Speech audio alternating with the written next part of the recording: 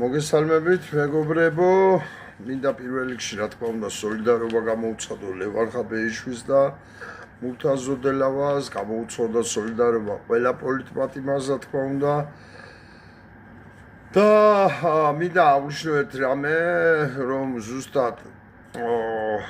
ამათი დაჭერა, ახლა ამათი დაჭერა და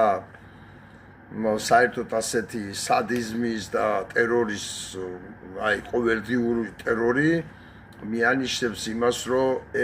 ეს პროცესები ძალიან მალე დამთავრდება, უკვე კვანძის შეკრულია და ის აუცილებლად უნდა გაიხსნას, ასე დიდხანს ეს არ გაგრძელდება, რა თქმა უნდა, ამაში ვარ დარწმუნებული. ამიტომ უნდა ვიყოთ მობილიზებული სულ ყველა, ამიტომ უნდა მივიდეთ 13-ში, ამიტომ უნდა მივიდეთ 14-ში, ამიტომ ყველაფერი უნდა გავაკეთოთ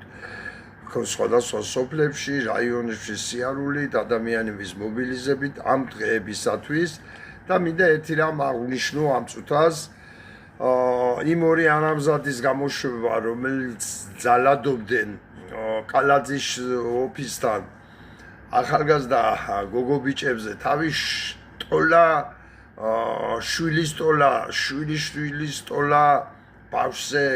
გოგოზე ხელის აღმართავი ადამიანი რო დღეს გამოუშვენ, ეს კიდევ ერთხელ მიანიშნებს, რომ საქართველოს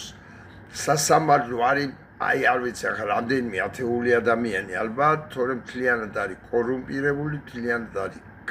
გალყვნილი და დამპალი და ყველა მათი გამოტანილი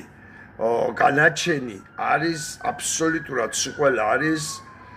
შერჩევითი სამართალი, ყველაფერს რო თავი დავალებოთ და ნუ ახლა ამური მოძალადეს რო გარეთ უშობდა ვიღაცები დაჭერილი ყავს ძალადობის მუხლით, ეს აი პირწმინდად მიანიშნებს ყოველგვარი რაღაცის ახსნის გარეშე, რომ ყველა ვინც აბსოლუტურად ციხეში ზის ძალადობის მუხლით არის შერჩევითი სამართლით გასამართლებული. აგრეთვე არ არსებობს ქართული ოცნების წევრის მიერ, რომ არ იყოს შადენილი, დანაშაული, პედოფილიიდან დაწყებული მკვლელობით დამთავრებული, რომლებმაც არ მიიღეს შესაბამისი განაჩენები და არიან თავისუფლები.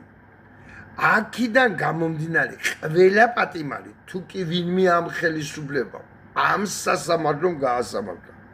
ყველა პატიმარი არის შერჩევითი სამართლის მსხვერპლი.